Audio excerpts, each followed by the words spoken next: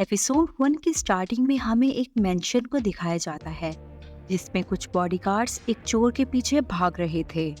वो चोर अपनी जान बचाते हुए हॉल में एंटर हो जाता है, पर दूसरे वक्त एक लड़का आता है और वो कहता है, जोकर ये तुम हो ना? तो फौरन से जोकर जैक को देखता है। जैक कहता है, तुमने मेरे साथ ऐसा क्यों किया? अब स्टोरी पास्ट में शिफ्ट हो जाती है। हमें एक लड़के जोक को दिखाया जाता है। उसके टीचर उससे कुछ क्वेश्चन पूछते हैं।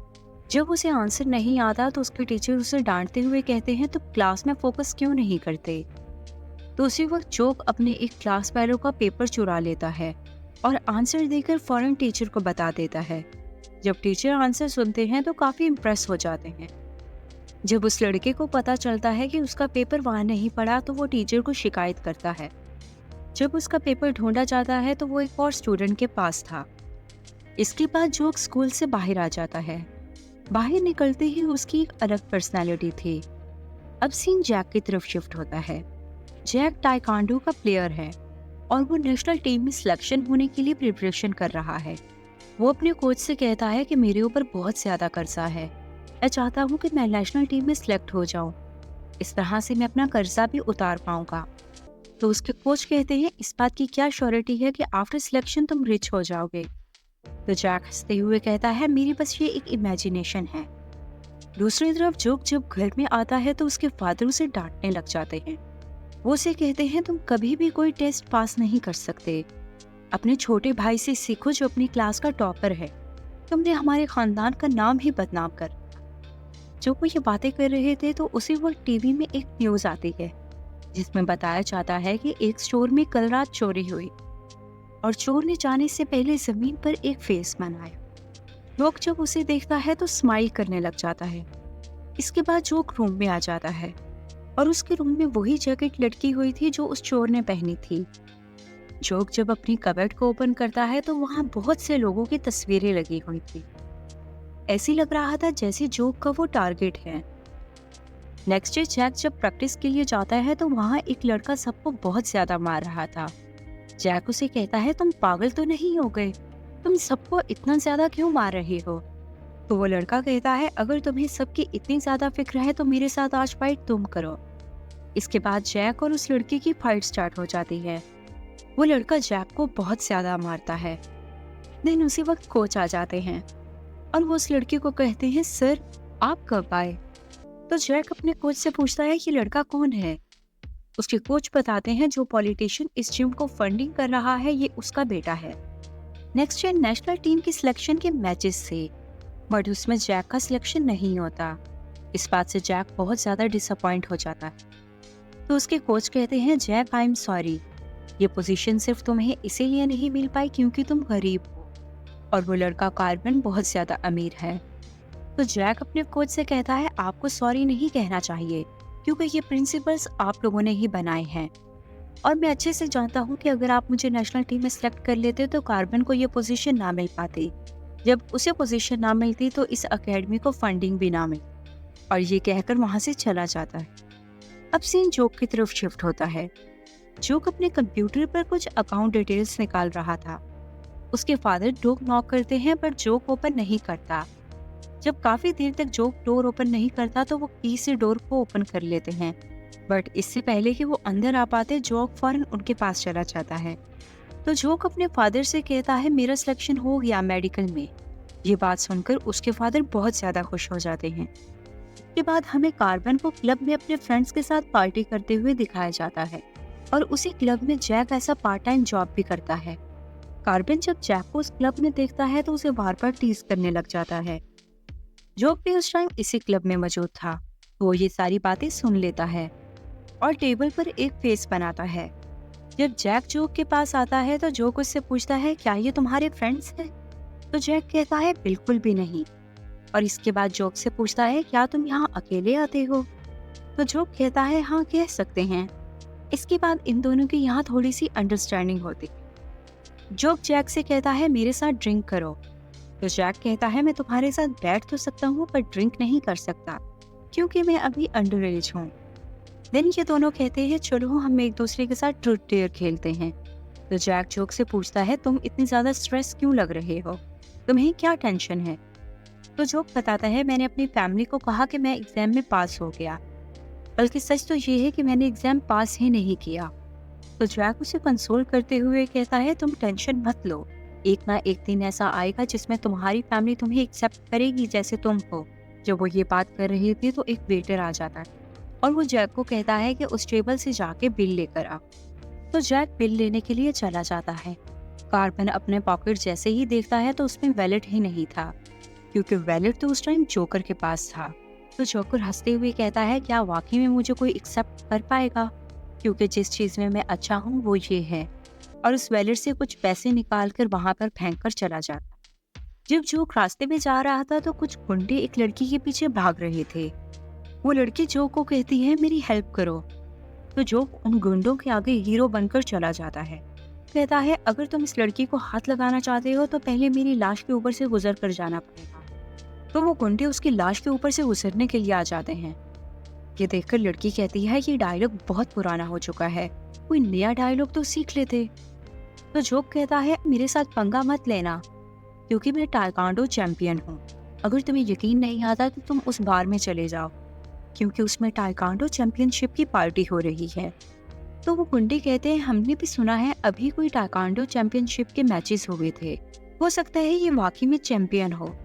ये बातें करने के बाद गुंडे फिर भी उसके पास आने लगते हैं। तो बेचारा जोक इतने गुंडों को कैसे संभाल सकता था। उस लड़की को भी ये बात समझ आ जाती है, तो वो फौरन वहां से भाग जाती है।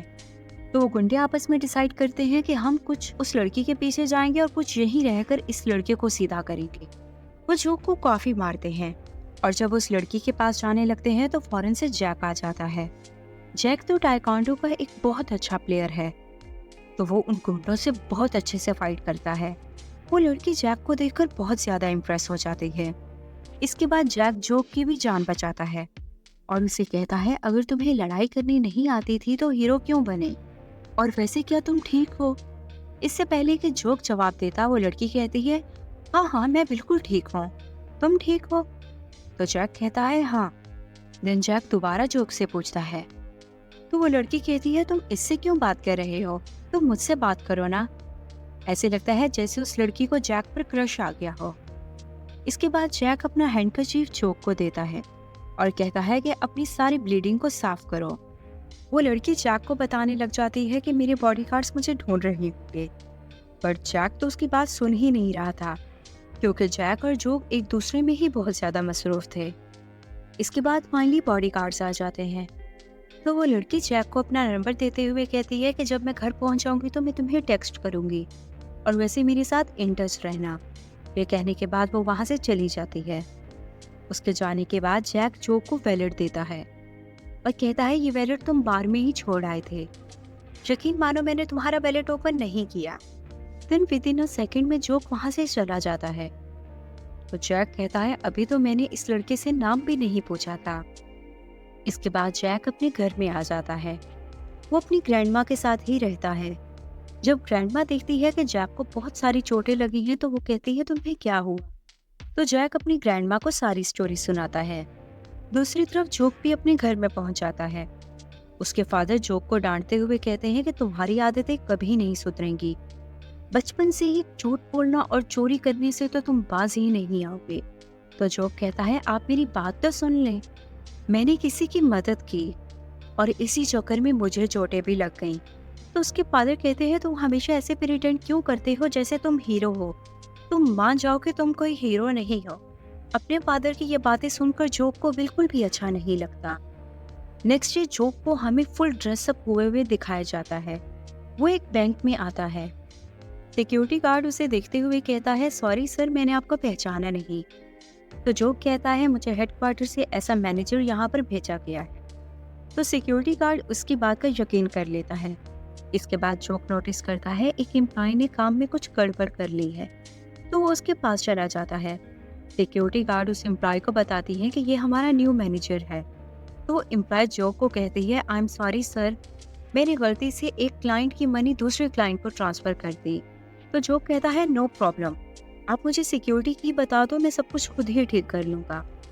तो एम्प्लॉय फौरन उसे सिक्योरिटी की बता देती है। देन जोक उसी कैबिन में बैठकर कुछ काम करने लग जाता है। उसी वक्त जैक आ जाता है और वो कहता है मुझे मैनेजर से मिलना है। तो सिक्योरिटी गार्ड जैक को जोक के पास ले आता है। जैक जैसे ही जोक को देखता है तो कहता है मैंने तुम्हें कहीं देखा है। इन दिनों उसे फौरन याद आ जाता है, तुम तो वही लड़के हो ना जो मुझे कल मिले, और तुम इस बैंक के मैनेजर हो। मुझे तो यकीन भी नहीं आ रहा। पहले तो जोक अपना फेस छुपाने की कोशिश करता है, पर दिन उसे कहता है हाँ।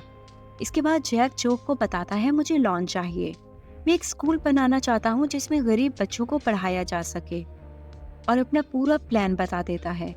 और साथ ये भी बताता है कि आज से पहले मैं बहुत से बैंक्स में गया, पर किसी भी बैंक को मेरा आइडिया पसंद नहीं आया। तो जोक उसे कहता है मुझे तुम्हारा आइडिया बहुत पसंद आया, और ये कहते हुए उसकी एप्लीकेशन को अप्रूव कर देता है। अपनी एप्लीकेशन को प्रूफ देखकर जैक तो बहुत ही ज्यादा खुश हो जाता है। दिन जोक पैसे लेने के लिए चला जाता है। सिक्योरिटी की तो वो ऑलरेडी ही जानता था, तो वो सारे पैसे एक बैग में डालकर बाहर ले आता है। कुछ पैसे वो इन्वेलप में डालकर जैक को दे देता है। जैक बहुत ज्यादा खुश होता है, तो वो पूछता है आपका वैसे नाम क्या है। जोक अपना नाम बताता है।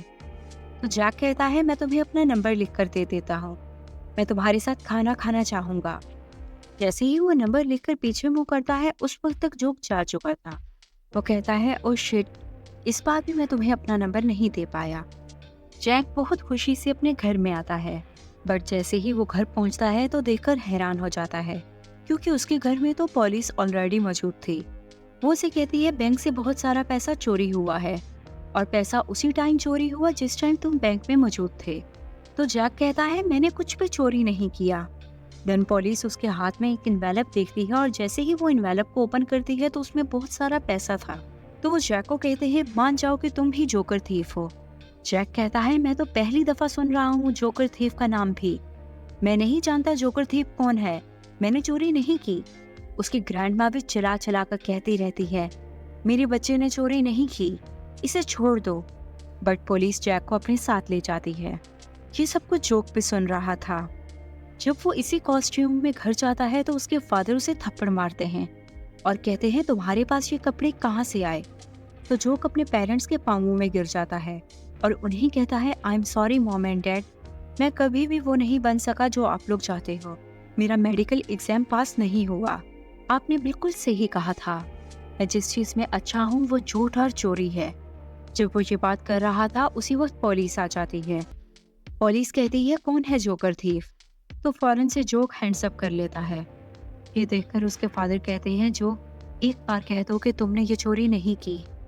तो जोक स्माइल करते हुए कहता है नहीं, मैंने बैंक लूट लिया।